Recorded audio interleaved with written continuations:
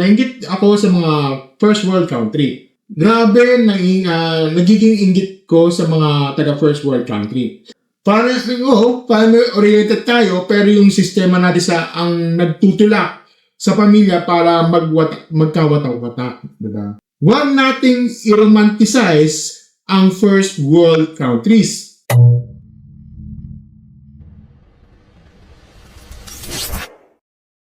Hello mga stories, welcome back sa isa namang regular na ito, Reddit Stories 8 AM edition. Mga stories, balik tayo sa regular programming, sa potential na once again. So, kailangan natin yung prioritize. Pero ito ngayon, this is a regular programming natin ngayon. Ito galing ito sa Chess ng Pillage, kung tutusin, ito ang board, itong tatalakay natin, medyo masakit ang katotohanan. Hindi lang sa inggit ng first world country ay tungkol sa pera.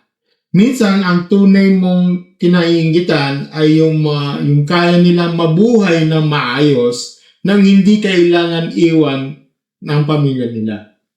At para sa mga maraming Pilipino, yan ang pinakamasakit.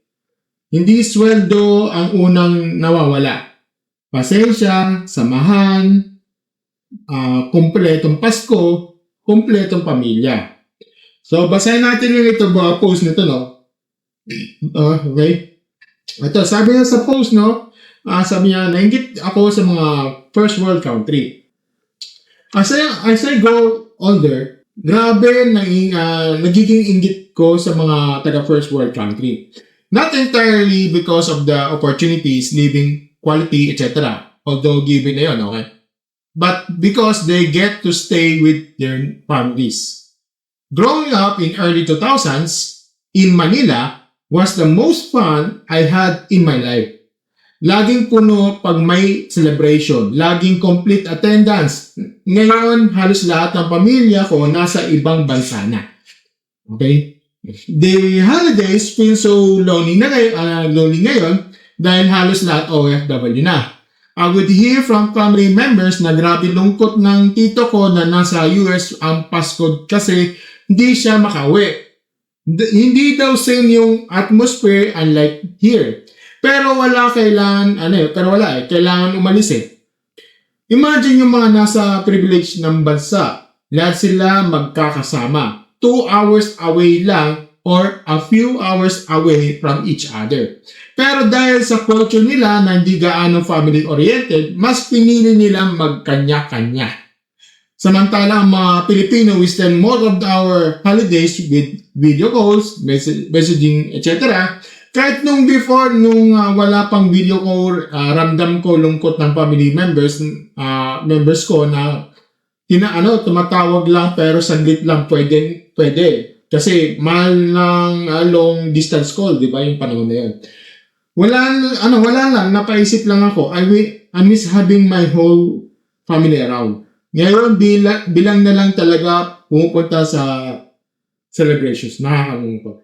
Yan yung sinabi niya dito sa, yung mga kanyang statement itong post nito sa Open Chess PH. Ngayon, babasahin natin yung mga, ito, babasahin ng mga comment section. Sabi niya dito, ang ironic nga, na sila nakakalapit pero grew up in individualistic society. Samantalang tayo as ay opposite.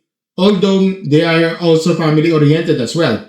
It's just unfair. I pray for a time where Filipinos wouldn't have to leave home just a better future. Yung pag-alis ng bansa, choice or for leisure na lang.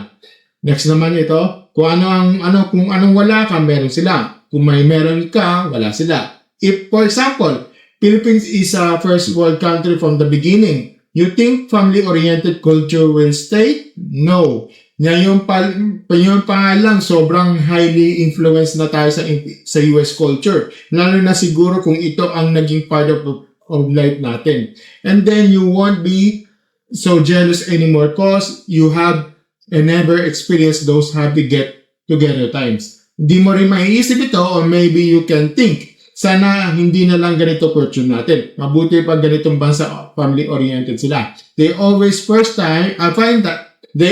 find time to be with each other. Naiingit ako sa kanila.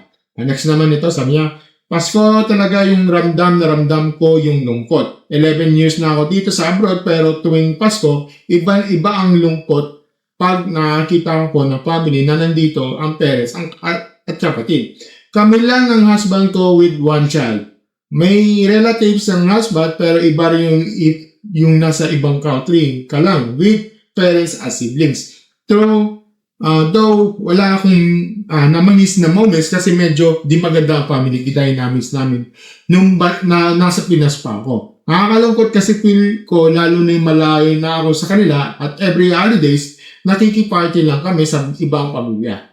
Nasabi ng isa dito, ang sad, naalala ko tuloy yung farm namin. Dati we would celebrate Christmas and New Year's Eve na complete. Lahat kami nakatira sa lola namin. Ngayon, we are scattered around the world na lola ko na lang nakatira ngayon mag-isa sa bahay namin where he used to celebrate those occasions. Nakakamiss na pag nakikita yung old pictures. Now, everything feels so empty in that house whenever I come home for vacation. Next naman, at last na to, no? Itong isang comment sa niya, I guess bittersweet yung Pasko sa amin. I left the PH during the first week of Bagong Ngayon mambeg kung pwede bang patapusin ko bagong taon bago umalis. My partner and I waited work. First Christmas ko together with my partner. Ang unang Pasko na hindi ko makasama magulang ko. In fairness naman yung sa partner ko, he flew to PH right after they celebrated Christmas with his fam at sa Pinas siya nag-New Year. Nagulat siya na na may kanya-kanyang fireworks display bawat bahay. Hindi lang siya masaya sa usok after. Okay mga stars, ito datako na tayo sa aking opinion dito. Medyo diretsahan tayo, valid ang nararamdaman ng post at hindi yan kababawan. Kasi oo mga stars, no? Maraming tao ang akala kapag sinabing naiinggit sa first world country. Pero pera agad ang iniisip eh. Pero hindi eh. Minsan ang totoong inggit ay ganito. Sana kaya rin na namin umasenso nang hindi kailangan maghiwa-iwalay. At yan ang masakit ang pagiging Pilipino. Family-oriented tayo pero yung sistema natin ang nagtutulak sa pamilya para magkawata-wata. Diba? Yan ang pinaka-ironic dito. Ngayon, ito rin yung prangko ko itong take na to. Huwag nating i-romanticize ang first world countries. Hindi porket na malapit sila sa isa't isa, close sila. Maraming pamilya na sa mamamayang bansa ng isang city lang ang pagitan pero bihira pa rin magkita. Marami rin emotionally distant, marami ding lonely. So, tama rin yung punto ng isang comment dito. Sabi niya, kung anong wala ka, meron sila. Pero kung meron ka, wala sila. Okay? Pero hindi ibig sabihin nun ay mali na malungkot ka. Okay? Hindi ganon. Kasi iba rin yung reality ng Pinoy family na gustong magkasama pero hindi pwede dahil sa kabuhayan. At ito yung dapat sabihin ng malinaw dito. Huwag sisihin ang OFW. Hindi kasalanan ng umalis na lumayo siya. Kadalasan hindi yan luho. Hindi yan betrayal. Ano yan? Survival yan. Responsibility yan. Sakripisyo yan. Madaling sabihin niya, kung mahal mo pamilya mo, huwag ka umalis. Madali talaga sabihin niya. Pero, pero hindi naman nagmamahal ang pambayad ng renta, matrikula, gamot, at saka yung future ng anak. Diba? So, ang tunay na issue dito, hindi lang fortune dito. Ekonomiya, oportunidad, at saka sistema. Kasi kung may mga decent trabaho, livable wage, at matinong quality of the of life dito sa bansa, maraming Pilipino na hindi pinipiling lumayo. Okay? Diyan pumapasok yung pinakamabigat na punto na post na to. Napipilitan tayong iwan ng mga mahal natin para lang mabigyan sila ng mga magandang buhay. At napakasakit nun. At ito, advice ko sa inyo. Una, Kung magkakalayo kayo ng mga pamilya nyo, gumawa kayo ng international traditions. Hindi sapat yung chat-chat lang, magkaroon ng regular video call, di ba? Mag-set ng family date online. Mag-ipon para sa reunion fund, no? Kung importante ang pamilya, lagyan ng structure ang connection, di ba? Pangalawa, kung ikaw ay nasa abroad, huwag mong lulurin ang sarili mo sa guilt, okay? Pero huwag mo ring ipagpaliban ang oras. Kasi ang pera, pwedeng habulin yan eh. Ang oras, kasama ng tumandang magulang, hindi na bumabalik. Pangatlo, kung nasa Pilipinas ka at inisip mong mag-abroad, okay, maging honest ka sa kapalit. Huwag sweldo lang ang bilangin mo. Isama mo na sa computation ang homesickness, missed birthdays, at holidays na screen na lang ang kasama mo. Hindi para takutin ka. Para buo ang desisyon mo. Pangapat, huwag mong ikaya kung mamimiss mo yung dating kompletong pamilya. Hindi ka madrama, hindi ka mahina. Nagdadalamhati ka lang sa dating buhay na wala na ngayon.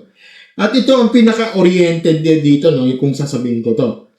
Napakaganda pakinggan ng close ang pamilya ng mga Pilipino. Pero kung ang bansa mismo na ang dahilan kaya nagkahiwa-hiwalay ang pamilya, hindi sapat ang pride ng culture. Kailangan ng totoong oportunidad dito sa sariling bansa. So, ang akin dito, no, sa dulo kasi dito, no, hindi lang first world country ang kinaiingitan na nag-post nito. Ang tunay niya kinaiingitan ay yung stability. Yung klase ng buhay na pwedeng kang umasenso. Nang hindi mo kailangan mamili sa pagitan ng magandang kinabukasan at saka yung presensya ng pamilya. At sa tingin ko, no, mga stories, yan ang sugat ng maraming Pilipino. Hindi tayo kulang sa pagmamahal sa pamilya. Kulang tayo sa sistemang kayang pananatiling magkakasama ang mga pamilyang nagmamahalan. Okay? So, mga stories, kayo ba? Okay? Mas kayo, mga stories, sa tingin nyo, no, mas pipiliin nyo ba na mas magandang oportunidad na kahit kapalit ang pagkakalayo sa pamilya? O dapat ba dumating na panahon na hindi na kailangan umalis ng mga Pinoy para lang mabuhay ng disente? Comment daw below sa baba, no, at pag-usapan natin. Kung gusto niyo mga ganyang franca, opinionated at totoong usapan dito, don't forget to like, share, subscribe sa ating channel, and click the notification button sa ating baba. As always, mga stories, thank you and have a great time. Bye!